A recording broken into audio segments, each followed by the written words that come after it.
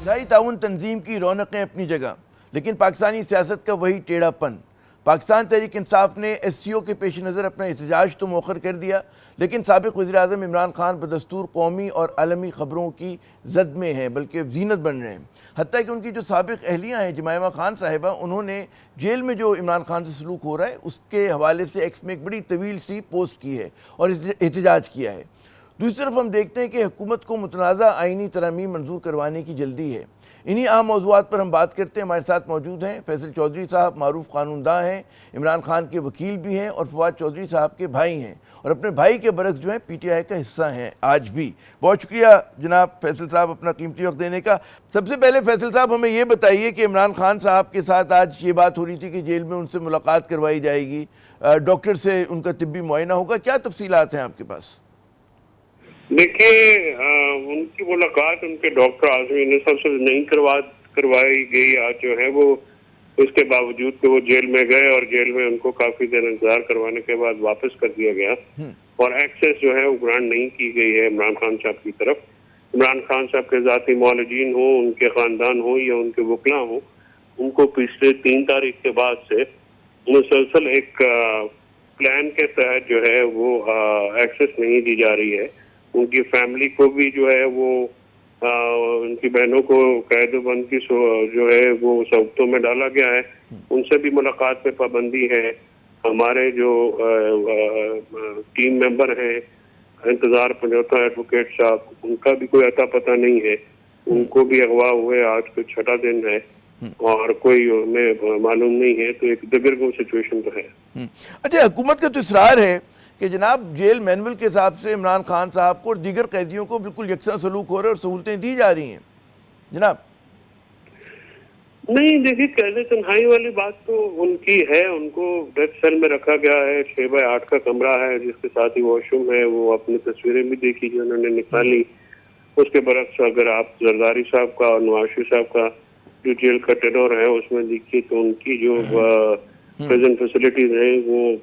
ایک کلاس پریزنز کی ہیں، لیکن عمران خان صاحب کو تو اخبار بھی نہیں پرووائڈ کیا جاتا ان کی مرضی کا، اور ان کو جو ہے کافی پابندیوں کا سامنا کرنا پڑتا ہے، اور ڈاکٹرز تک ایکسیس نہیں دی گئی۔ بچوں سے بات جو ہے وہ ہر ہفتے کورٹ کے آرڈرز ہیں کہ 2 دفعہ ہوگی، لیکن وہ بھی نہیں دی جاتی۔ پولیٹیکل میٹنگز جو ہیں ان کی اپنی پارٹی کے لوگوں کے ساتھ وہ تقریباً 6-8 ہفتے سے نہیں ہو سکی ہیں، اور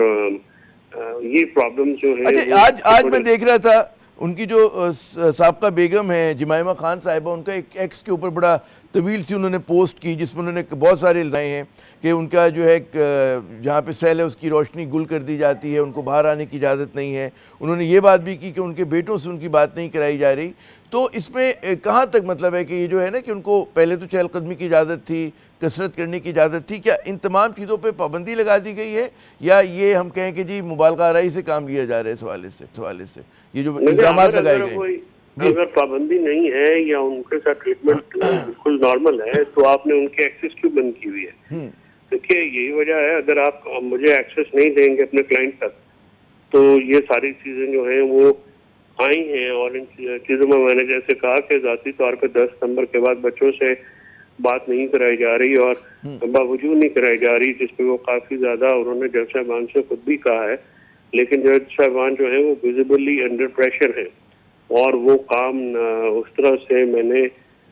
جو محسوس کیا ہے کہ یہ کنٹرولڈ ٹرائل ہے، یہ کوئی فیئر ٹرائل نہیں ہے،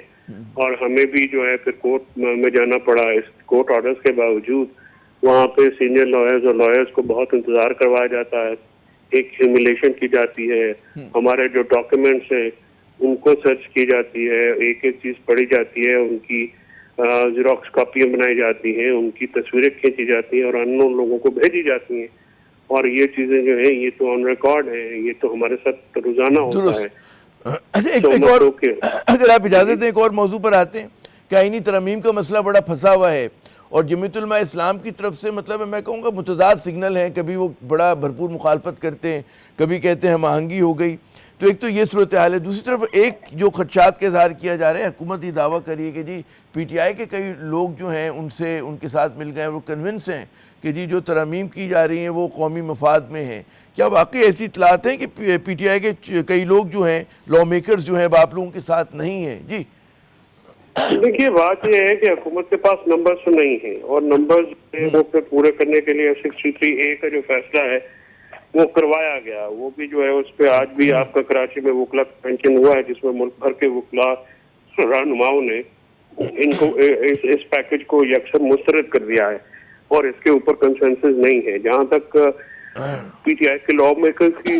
بات ہے، عامر، تو جس طرح سے اب ریاض فتح کے بچے کو اٹھا لیا گیا ہے، اس کا پتہ نہیں ہے، وہ ریلیز ہوا ہے، تو ابھی اگر آپ اس قسم کی جو اسی طرح سے جو باقی لوگ ہیں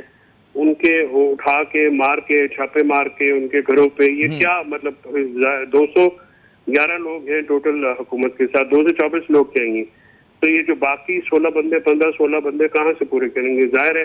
یہ صرف پی ٹی آئی کے نہیں توڑیں گے، یہ بلکہ جے یو آئی کے لوگ جو بھی ہیں وہ بھی کچھ مجھے اطلاعات ہیں کہ ان کے ساتھ بھی یہ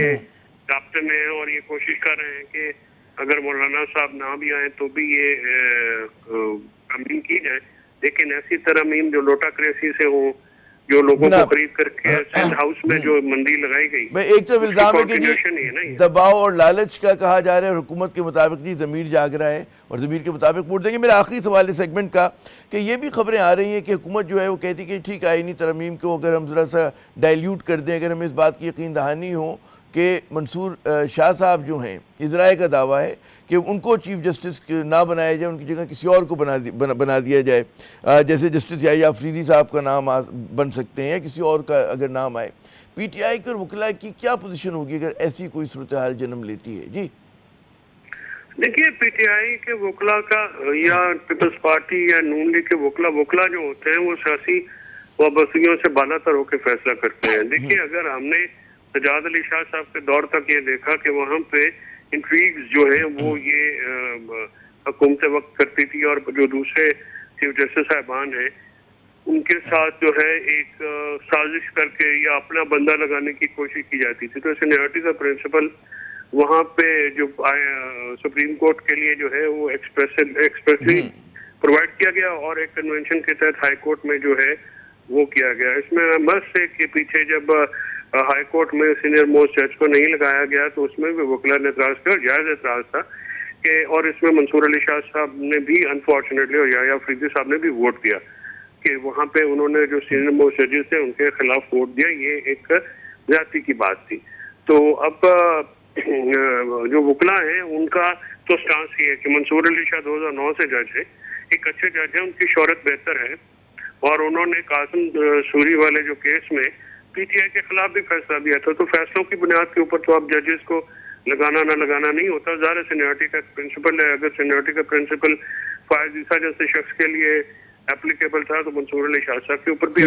اپلیکیبل ہونا چاہیے۔ بالکل، بہت بہت شکریہ فیصل چودھری صاحب، آپ نے اپنا قیمتی وقت دیا۔ ناظرین، جیسے میں نے پاکستانی سیاست کا جو ہے وہ ٹیڑھا پن تو ویسے ہی ہے، اور ایک طرف سیاسی بحران تھا، اور اب ہم دیکھتے ہیں کہ آئینی اور عدالتی بحران بھی جو ہے ہمارے سامنے منہ کھولے کھڑا ہوا ہے۔ یہاں پہ ایک وقفہ لیتے ہیں، وقفے کے بعد جب ہم دوبارہ حاضر ہوں گے تو کچھ بات کریں گے کہ جناب جمعیت علماء اسلام کے رہنما جناب جو مولانا فضل الرحمان صاحب، ان کی ملاقات آج بلاول بھٹو زرداری صاحب سے ہوئی، کیا اس ملاقات کا نتیجہ رہا، کیا اس کی خبریں ہیں؟ بات ہوتی ہے وقفے کے بعد۔